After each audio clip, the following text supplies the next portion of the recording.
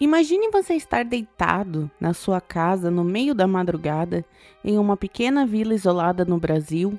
O silêncio é absoluto, até que uma luz atravessa o telhado, não faz barulho, não vem da rua, e antes que você consiga reagir, ela para exatamente sobre o seu corpo.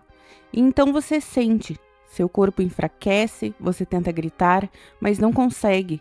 E no dia seguinte existem marcas na sua pele, marcas que ninguém consegue explicar.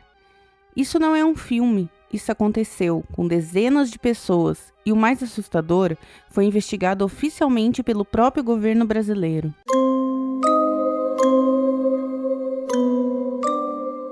No final da década de 1970, moradores da região de Colares, no Pará, começaram a relatar algo incomum: luzes no céu.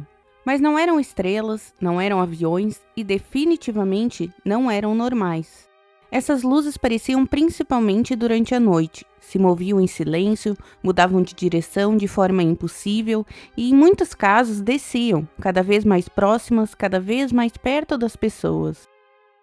No início, parecia apenas curiosidade, algo estranho, mais distante, até que os relatos começaram a mudar. As luzes não estavam apenas sendo vistas, elas estavam interagindo. Moradores passaram a dizer que eram atingidos por feixes luminosos, feixes diretos, precisos e extremamente intensos. O fenômeno ganhou um nome que até hoje causa desconforto: o chupa-chupa. Segundo testemunhas, quem era atingido sentia uma fraqueza imediata. O corpo ficava pesado, alguns relatavam tontura, outros diziam que simplesmente não conseguiam se mover. E quando tudo isso acabava, vinham as marcas, pequenas perfurações, queimaduras, sinais físicos de que algo que não deveria existir. O que antes era curiosidade, virou pânico. Famílias inteiras passaram a mudar sua rotina. Ninguém queria mais sair à noite, casas começaram a ser iluminadas com tudo o que tinham. Alguns moradores dormiam em grupos, com medo de ficarem sozinhos. Havia relatos de que pessoas que simplesmente desapareceram por alguns momentos e voltaram completamente desorientadas. E o mais inquietante, essas histórias vinham de pessoas simples, sem ligação entre si, mas todas descreviam praticamente a mesma coisa. Isso deixou de ser apenas um boato. Profissionais da saúde da região começaram a atender pacientes com sintomas estranhos, fraquezas extremas, marcas incomuns na pele e um padrão que se repetia.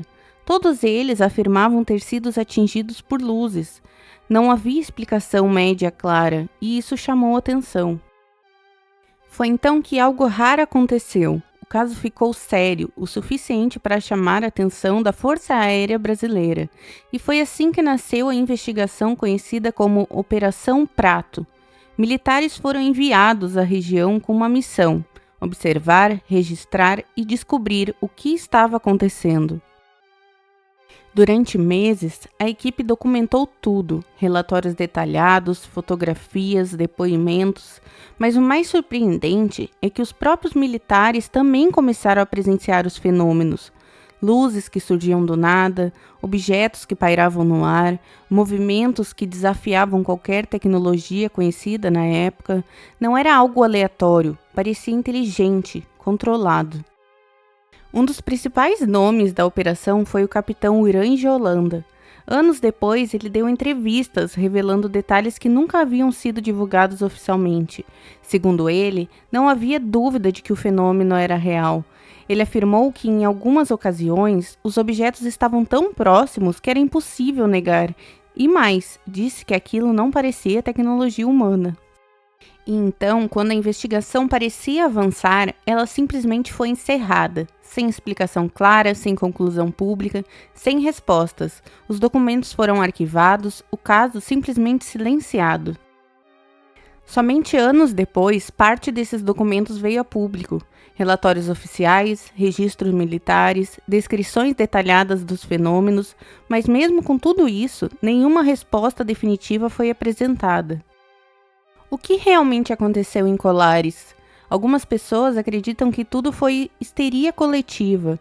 Outros dizem que poderia ser algum tipo de experimento militar secreto.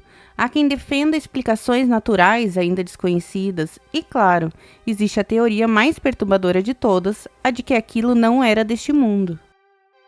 Porque, no final, existe uma pergunta que continua sem respostas. Se dezenas de pessoas, incluindo profissionais de saúde e até mesmo militares treinados, relataram exatamente os mesmos fenômenos, com detalhes tão específicos, você realmente acredita que tudo isso foi coincidência? Ou será que a verdade sobre a Operação Prato ainda está sendo escondida até hoje?